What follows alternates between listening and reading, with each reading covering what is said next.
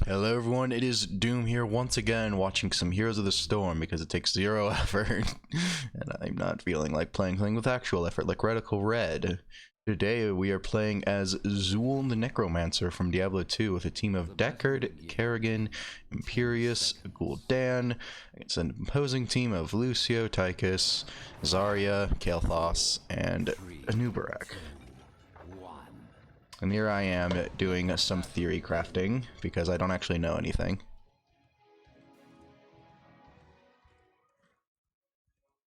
At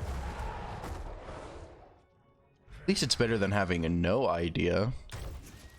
You should always have a theory of how to win. That's one of the things I learned from playing Pokemon. Showdown, I have to be precise. It's important to know your win conditions.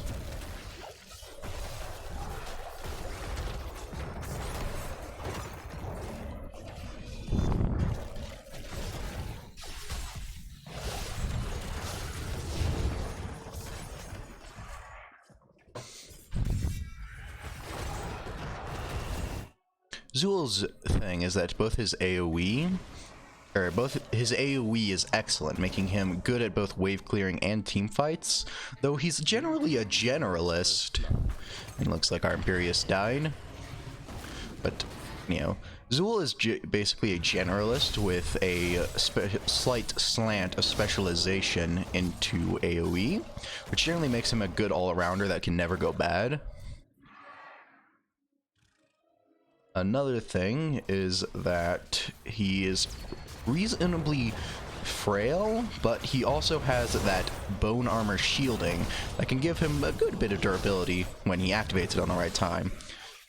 Which, things like that are generally what I prefer when it comes to generalist characters. You don't just make them literally around the average, but you give them the tools to have everything they could need.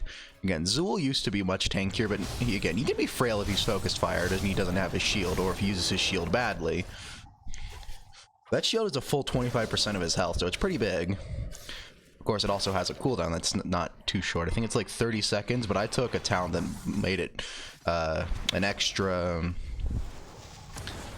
10 seconds because I wanted it against the Tychus, and to a lesser extent the Lucio and Zarya because they attack a lot very quickly, but mostly the Tychus. I was afraid of the Tychus, but in hindsight I probably shouldn't have gone it. Oh, wait a second, I didn't go I went the backlash, not the shade. Shade is what I'm talking about, that increases the cooldown to make you dodge basic attacks. I got backlash because that gives you extra damage and makes your shield explode when it expires. I'm not sure why I thought I went shade this game. I normally go shade because you usually see a lot of auto attackers in earlier elos or rankings or whatever the term is. This is unranked, but I'm not exactly a great player, so yeah. I mean, you could tell by the fact I constantly sound stupid even though I'm not thinking at all, because I don't have to. I literally choose to record these replays so I don't have to do any thinking. Imagine if I was talking live, jeez. Anyhow, I'm clearing the waves because that means we get XP, and that means we have level advantage. And also because whilst Zool is a good team fighter due to his AoE, his team fighting can also struggle at times because, hey look, you know, I can't do anything to that Tychus, so I guess I'll just zone. Here I use the shield offensively, and I'm just barely able to get the kill with the scythe.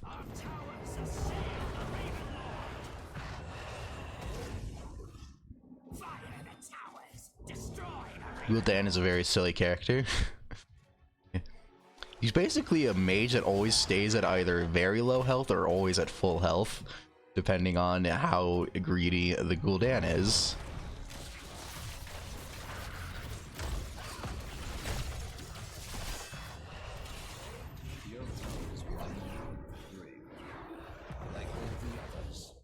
Here I'm in top against that Tychus from before.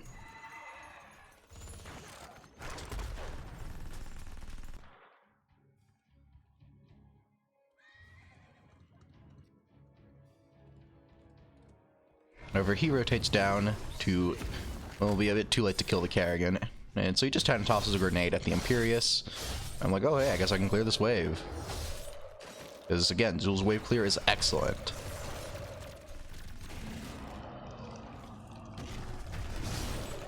I get the explosion on the Tychus. So in the end, we were basically, but if I didn't use that shield, it'd be a pretty good win for him, because again, I wouldn't have gotten that damage mitigation.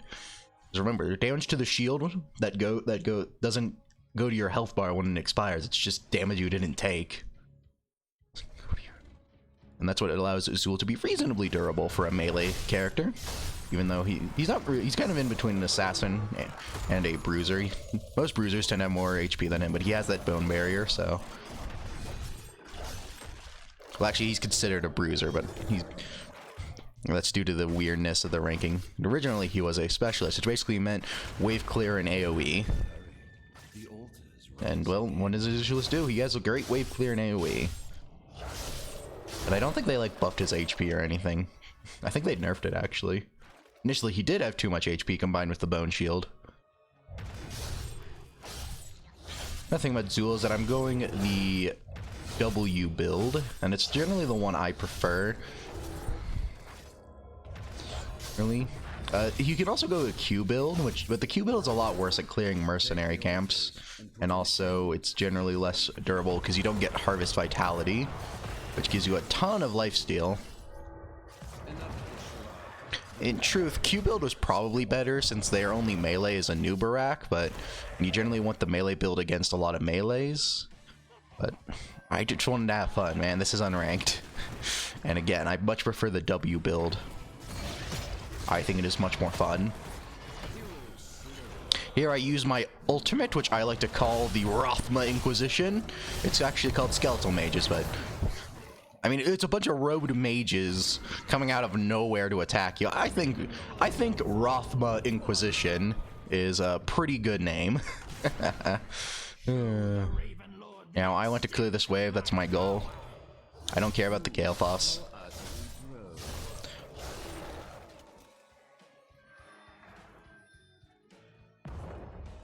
Here I'm being like, they're probably going to want to do that, and I'd like to steal it from them, because that means then we get it.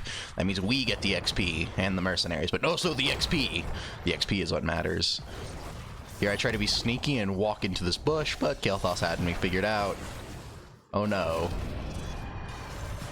They end up getting the camp, and that Phoenix is Kael'thas' ultimate, and it's time to bail. There is Azaria's ultimate, and hey there, Tychus.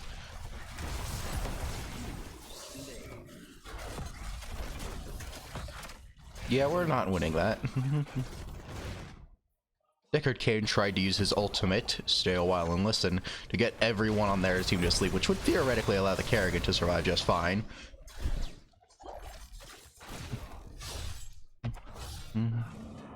And goodbye, Lucio. The reason I was staying around there is not only so that if they over-engaged like they did there, I could get the kill, but Deckard's passive is his cooldowns refresh faster if he's near allies. So by staying near him, I was able to get his potions down faster, which could have very well saved him there if that potion was like a last second thing, where he was just spamming these self-cast. I think Deckard can also improve his passive so that it gives him armor, but I don't think he could have had it yet. I think it's like a level 16 talent. Super... No, wait. The time is now, heroes. Yeah, I don't think he can get the armor from being near people. But I haven't actually played that much Kayn. I have played Kayn. I like him. He's one of the few healers that I think requires skill. Most of the healers don't. Brightwing especially. Brightwing requires one skill, and it's map awareness. Otherwise, a Bronze and GM Brightwing are literally identical. It's stupid. Bad character design to have a character that takes no skill, but has an incredible power.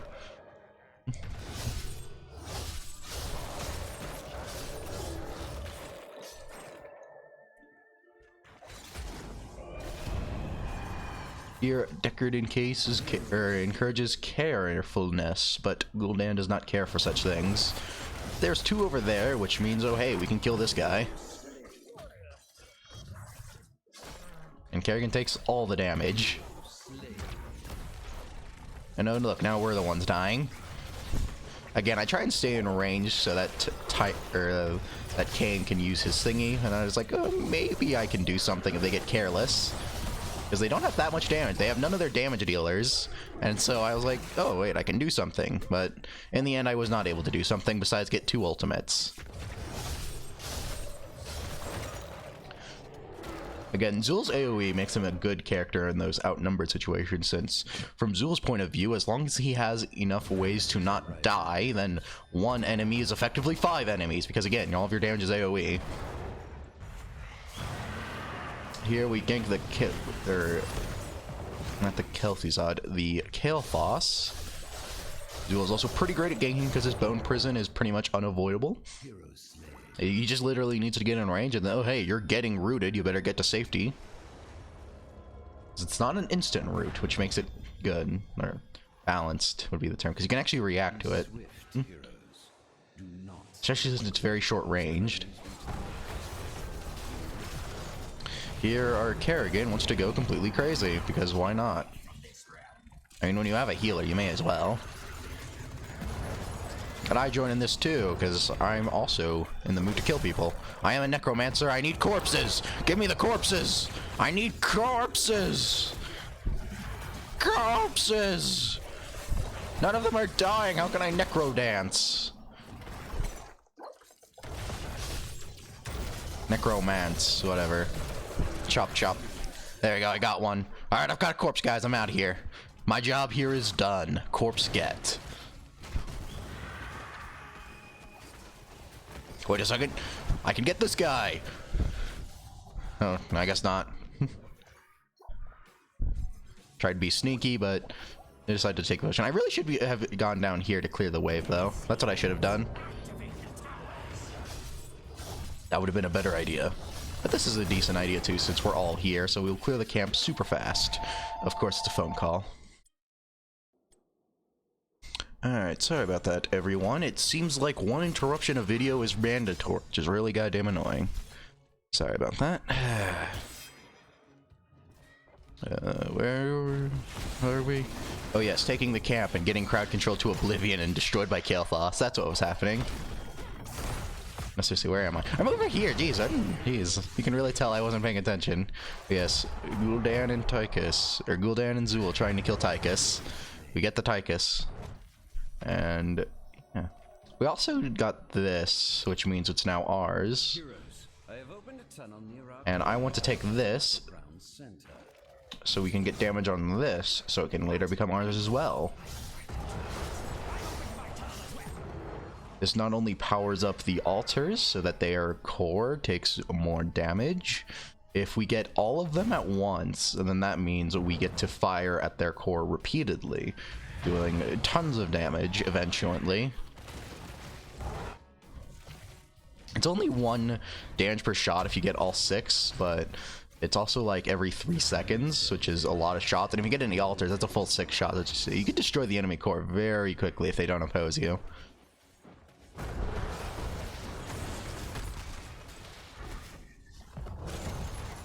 Here, use the bone armor, get as much damage negation as possible.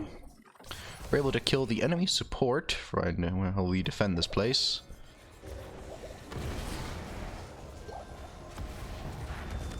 Kael'thas is pretty good, does lots of AoE damage, and from a distance, unlike Zul. Well, if Zul goes Q build, he'll do a good AoE damage from a decent distance, but I believe Kael'thas is still long ranged, and also I don't like Q build. I find it very janky. Blue team has destroyed a fort.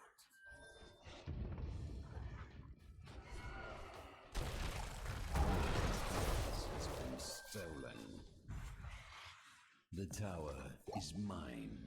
Here, Kane leaves some potions for Imperius to give him the full health treatment.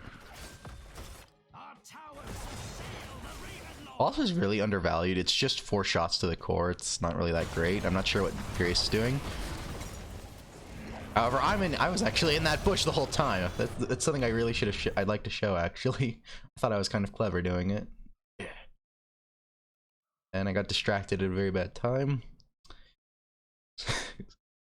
If I remember correctly, I basically ran into that bush during the team fight with the intention of maybe they won't notice. Alright. We're here, we're clearing the wave. Get the mount up, and then I go down here. Here's Tychus. I go in here during the team fight. I literally slip past the Phoenix. I went into the bush during the team fight, then run out at kill boss. Summon up the Rathma Inquisition and go for it. And I end up getting the kill. Of course, there's 4 of them and 1 of me, and I've used all of my stuff to kill that kill boss, but... and I die right before the game finishes. But I thought that was funny. I literally slip into the bush during the team fight. Rathma Inquisition, ladies and gentlemen. And yeah, with that, I think everyone should have a nice day. For Doom sending out. Goodbye.